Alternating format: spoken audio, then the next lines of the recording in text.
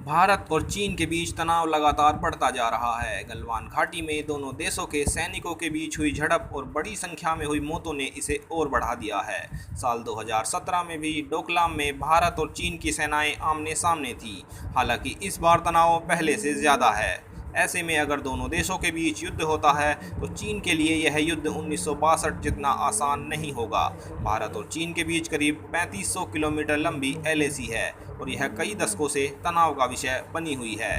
भारत ने चीन से सटे प्रत्येक इलाके में अपनी सेना की पहुंच को आसान बना दिया है।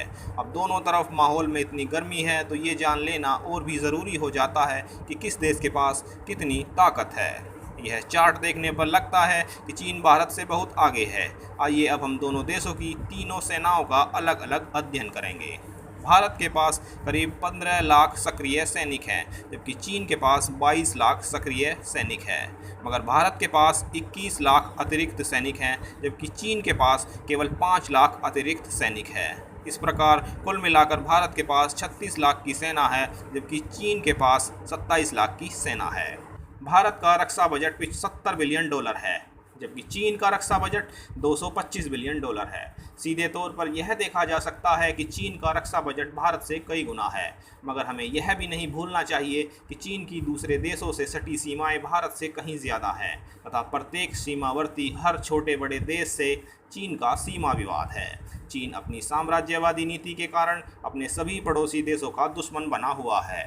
भारत के पास 150 परमाणु बम हैं, जबकि चीन के पास 320 परमाणु बम हैं। अगर दोनों देशों के बीच परमाणु युद्ध होता है तो दोनों देशों के कुल परमाणु बमों का 1/4 भी इस्तेमाल नहीं होगा। चीन यह जानता है कि अगर उसने परमाणु बम का इस्तेमाल किया तो पिछले 7 दशकों से करी गई उसकी सारी मेहनत पर पानी फिर जाएगा। निश्चित ही परमाणु बमों का इस्तेमाल विनाशकारी होगा। अतः दोनों देशों के बीच परमाणु युद्ध की संभावना कम ही जान पड़ती है। टैंकों के मामले में भारत चीन पर बढ़त बनाए हुए है, परंतु भारत और चीन की सेनाएं जहां खड़ी हैं उतनी ऊंचाई पर टैंकों का इस्तेमाल नहीं होगा। टैंकों का इस्तेमाल सपाट जमीन तथा मैदानी क्षेत्रों में होता है। भारत के पास 4200 टैंक हैं, जबकि चीन के पास 3200 टैंक हैं। अगर हम तोपों की बात करें तो मौजूदा लद्दाख, सिक्किम तथा अरुणाचल प्रदेश में तोप एक अहम हथियार साबित होगा। भारतीय सेना ने इसको ध्यान में रखते हुए पर्याप्त तोपों का बंदोबस्त कर रखा है। भारत के पास 4000 से ज़्यादा तोपें हैं, जबकि चीन के पास 3600 तोप हैं। भारत के पास बोफोर्स जैसी बेहतरीन तोपें हैं जो कारगिल के युद्ध में अपना लोहा मनवा चुकी हैं। थल सेना के मामले में भारत किसी भी एंगल से चीन से कमज़ोर नहीं जान पड़ता है। चीन की सेना भी यह मानती है कि भारत की थल सेना विश्व की ताकतवर थल सेनाओं में गिनी जाती है। अगर हम जल सेना की बात करें तो चीन भारत से कहीं अधिक बढ़त बनाए हुए है। भारत के पास एक एयरक्राफ्ट कैरियर है, जबकि चीन के पास 2 एयरक्राफ्ट कैरियर हैं। एक एयरक्राफ्ट कैरियर 3 फुटबॉल के मैदान जितना बड़ा होता है। इस पर लड़ाकू विमान उतर सकते हैं तथा ईंधन तथा मिसाइल लोड कर उड़ान भर सकते हैं। एक एयरक्राफ्ट कैरियर 100 किलोमीटर की परिधि में किसी दुश्मन की पहचान कर उसे मार गिरा सकता है तथा लगातार 100 दिनों तक पानी में रह सकता है। भारत के पास 16 पनडुब्बी हैं, जबकि चीन के पास 76 पनडुब्बी हैं। पनडुब्बी के मामले में भी चीन भारत से काफ़ी आगे हैं। अब बात करते हैं डेस्ट्रॉयर की। यह एयरक्राफ्ट कैरियर से थोड़ा छोटा होता है तथा इस पर मिसाइल व अन्य घातक हथियार लगे होते हैं। भारत के पास 10 डेस्ट्रॉयर हैं, जबकि चीन के पास 36 डेस्ट्रॉयर हैं। भारत के पास 19 फ्रीगेट हैं। फ्रीगेट डेस्ट्रॉयर से थोड़े छोटे होते हैं तथा चीन के पास 50 फ्रीगेट हैं। यह सबसे आगे चलते हैं तथा पनडुब्बी को खोजते हैं और उसे मार गिराते हैं। विशेषज्ञों के अनुसार भारत और चीन के मध्य युद्ध जल सेना में नहीं होगा। भारत और चीन के मध्य युद्ध मुख्य थल सेना और वायु सेना के बीच लड़ा जाएगा, क्योंकि चीन को भारत की जल सेना से युद्ध करने के लिए बड़ा लंबा सफ़र तय करना पड़ेगा। अब बात करते हैं वायु सेना की। भारत के पास 2000 के करीब टोटल एयरक्राफ्ट हैं, जबकि चीन के पास 3100 एयरक्राफ्ट हैं। इस आंकड़े को देखकर ऐसा लगता है कि चीन यहाँ भी आगे है, मगर ऐसा है नहीं। चीन आंकड़ों की बाजीगरी में माहिर है। भारत के पास 700 हेलीकॉप्टर हैं, जबकि चीन के पास 1000 हेलीकॉप्टर हैं। भारत के पास 700 अटैक एयरक्राफ्ट हैं, जबकि चीन के पास 1500। बावजूद इसके चीन भौगोलिक रूप से भारत से मात खाए हुए है।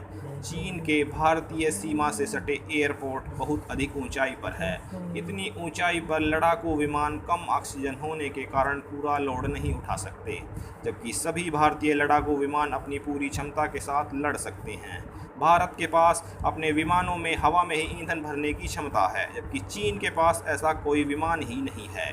भारत के पास अमेरिका से मिले चिनूक हेलीकॉप्टर हैं, जो पहाड़ी क्षेत्र तथा दुर्गम इलाकों में सैनिकों तथा तोपों को बड़ी आसानी से पहुंचा सकते हैं। इस हेलीकॉप्टर की लिफ्टिंग कैपेसिटी 15 टन है। आप समझ सकते हैं कि यह कितना ताकतवर है। लद्दाख की मौजूदा लड़ाई में तोप की भूमिका बड़ी अहम है। भारत ने हाल ही में अमेरिका से 22 अपाचे हेलीकॉप्टर खरीदे हैं। ये भारतीय बेड़े में पुराने रूसी हेलीकॉप्टर की जगह लेंगे। इसका डिज़ाइन ऐसा है कि यह रडार की पकड़ में नहीं आता। इसमें 2 इंजन लगे हैं, जिससे इसकी अधिकतम रफ्तार 280 किलोमीटर प्रति घंटा हो जाती है। यह एक बार में 16 एंटी टैंक मिसाइल तथा 1200 गोलियां छोड़ सकता है। यह अपनी रेंज में दुनिया की सबसे घातक मशीन मानी जाती है। भारत के पास ब्रह्मोस जैसी ज़बरदस्त सुपरसोनिक मिसाइल है, जिसकी रफ्तार 950 मीटर प्रति सेकंड है, जिसके आगे दुनिया का कोई भी रडार सिस्टम फेल है। यह मिसाइल एक बार में विमान से छोड़े जाने पर सीधे विमान पर न जाकर पहले अपनी ऊंचाई को कम करती है, ताकि रडार की पकड़ से बच सके, और फिर अपने निशाने को साधती है। भारत के पास पृथ्वी जैसी सुप्रसिद्ध इंटरकॉन्टिनेंटल बैलिस्टिक मिसाइल है, जो परमाणु हथियार ले जाने में सक्षम है तथा जिसकी जद में पूरा चीन आता है। भारत के पास मिराज 2000, मिग 29 तथा सुखोई 30 जैसे उन्नत लड़ाकू विमान हैं, जो पूर्व में अपना लोहा मनवा चुके हैं। बीते वर्ष पाकिस्तान पर भारत द्वारा की गई एयर स्ट्राइक में इन विमानों का प्रदर्शन लाजवाब रहा था। फ्रांस से राफेल विमान मिलने के पश्चात तो दक्षिण एशिया में भारतीय वायुसेना का कोई तोड़ ही नहीं बचेगा। यह विमान अत्याधुनिक तकनीक से लैस है। विमान में बैठे पायलट को बस अपने टारगेट को आंखों से देखना होता है तथा कंप्यूटर अपना काम शुरू कर देता है।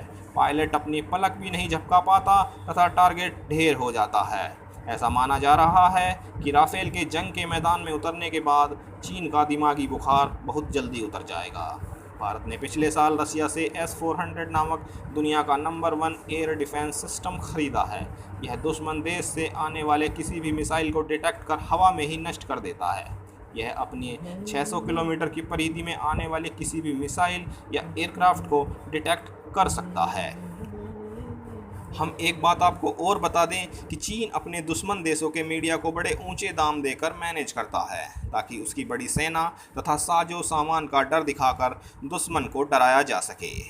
ये वीडियो आपको कैसी लगी हमें कमेंट सेक्शन में लिखकर ज़रूर बताएं। अगर वीडियो पसंद आई तो वीडियो को लाइक करिए, शेयर करिए तथा चैनल को सब्सक्राइब करिए।